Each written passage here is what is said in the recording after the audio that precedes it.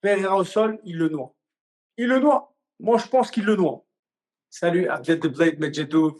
Vous m'avez vu dans la cage Ultimate Fighter saison 23. On va parler de ce choc des titans, un KOF contre Pereira. Il était temps de faire ce combat. Il était temps de faire ce combat. Ça faisait vraiment très longtemps que Ankalev, en fait, il méritait sa chance. Il a battu la plupart de la catégorie. Quant à Pereira, il a battu deux catégories, si on veut les nettoyer, deux catégories. Et ce choc était attendu. Voilà, donc ça se fait, c'est là, c'est ce week-end, pendant le ramadan, on va ouvrir ça tranquillement, on va parler de ça, on va ouvrir ce guillemet après. N'oublie pas, abonne-toi, like, commente et supportez les amis. Et si vous avez besoin, il y a un lien, vous pouvez me contacter à n'importe quel moment, je pourrai répondre à vos questions, peu importe où tu es, peu importe où que tu sois. La distance, le budget, on est capable de t'aider à atteindre tes objectifs. Bon, on va continuer dans notre discussion. Maintenant, Alex Pereira. Alex Pereira. Chama. Donc, Monsieur Chama va se battre encore pour défendre sa ceinture. Le truc, c'est qu'il ne se bat pas contre n'importe qui. Pour le moment donné, il n'a jamais été vraiment confronté à un gros grappleur. Donc, un Daguestanais, gros grappleur, ça va être chaud. Donc, il va devoir l'affronter et il va devoir combattre le meilleur à cette catégorie-là. Rankalev. Pereira, en tout cas, il a fait beaucoup de progrès depuis qu'il est champion, double champion, excusez-moi, pardon, double champion, double champion.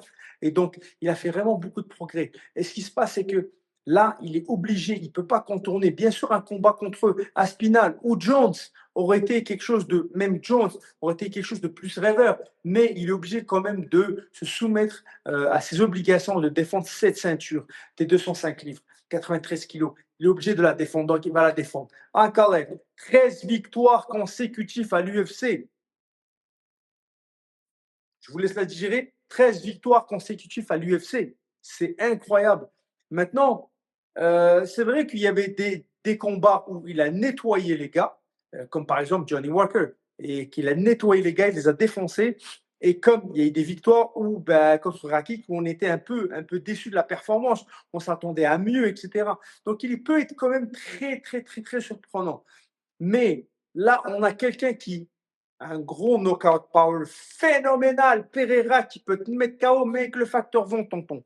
Mais de l'autre côté, on a un gars qui est beaucoup plus, qui a comme du knockout power et il a du sol, plus de sol que Pereira. Mais tout est possible dans ce combat. Tout est possible, tout est discutable. Dans un affrontement comme ça, tout est possible. Maintenant, si Ankalev emmène Pereira au sol, il le noie. Il le noie. Moi, je pense qu'il le noie. Il le noie. Je ne pense pas que Pereira a les outils pour revenir. Maintenant, est-ce que Pereira est prêt pour affronter ça? Écoutez, on n'a pas vu énormément. Donc, Ankalev, ce n'est pas non plus un grappleur comme Khabib, Islam, Oumar. Donc, c'est sûr que ce n'est pas un grappleur de ce type-là. Il n'est pas aussi agile que ça. Mais ça reste quand même un Daguestanais et le grappling est dans leur sang. Donc, j'ai vraiment hâte de voir ce qu'il va faire à la première mise au sol de Pereira. Quant à Pereira, pas facile à mettre au sol. Et il se relève, le coco. Donc, et quand il se relève, il tape, il te fait mal. Et il a démontré face à, par exemple, Khalil, qui était un combat seulement de deux strikers, qu'il a démontré le timing, etc.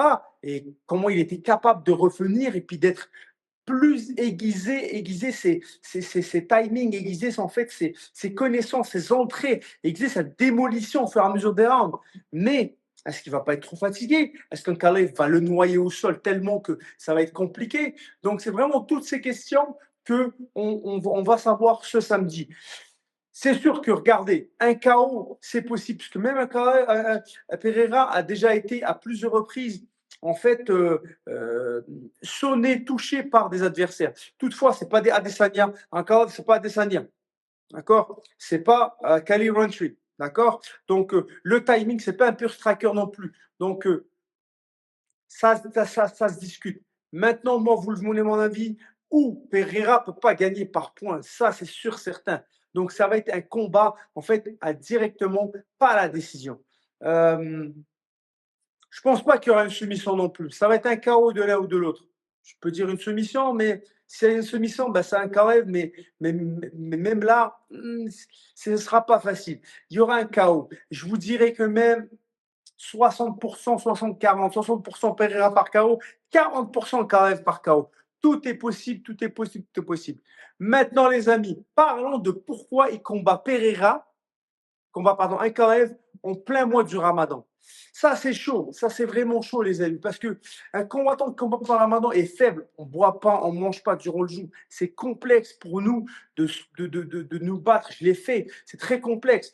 Même si les heures sont correctes encore, qu'en fait, on peut manger quand même, mais c'est complexe. Toutefois, avec cette foi de fou, on a vu des athlètes internationaux performer durant le Ramadan et ça a été juste bénéfique pour eux. Donc, ils sont concentrés, ils sont déterminés plus que jamais. Comme un Kalev l'a dit, s'ils pensent que je vais être faible pendant le mois du Ramadan, c'est qu'ils se trompent parce que je vais être en feu, en feu, en feu. En tout cas, j'espère qu'il ne va pas trouver ça comme excuse parce que malheureusement, le combat, c'est lui qui l'a choisi. Il a décidé de le prendre là. L'UFC s'en bat les pipes de faire le combat au mois du Ramadan. Mais c'est lui qui l'a choisi. Il a dit, OK, moi, je vais le faire. Et puis, je lui donne beaucoup de force pour ça. Étant musulman moi-même, je lui donne beaucoup de force pour ça et beaucoup de respect de prendre le combat de ta vie, la chance de ta vie en plein mois du Ramadan. Et juste ça, vraiment respect, respect en tout cas. N'oubliez pas la petite parenthèse que Pereira a dit, oh, on parie 200 000, on donne charité. Malheureusement, étant musulman, un Kalev ne peut pas faire un pari, c'est contre la foi. Mais on donne un tant de pourcentage par année déjà en charité, l'aumône, zakat, etc. Donc, on donne en fait une partie déjà de notre argent tout au long de l'année, en fait, de ce qu'on fait. Donc ça a été ça m'a un peu refroidi de la part de Pereira, malheureusement, mais the game is a game. So, les amis, je ne sais pas, qu'est-ce que vous en pensez? Est-ce que Pereira, est-ce qu'Ankalaev, qui va gagner? Soumission, pas soumission, flying knee, droite, uppercut, crochet du gauche? On ne sait pas. Mettez-moi ça en commentaire. N'oubliez pas de partager, liker et commenter. À bientôt. Salut. Je te jure, elle me gratte depuis tout à l'heure.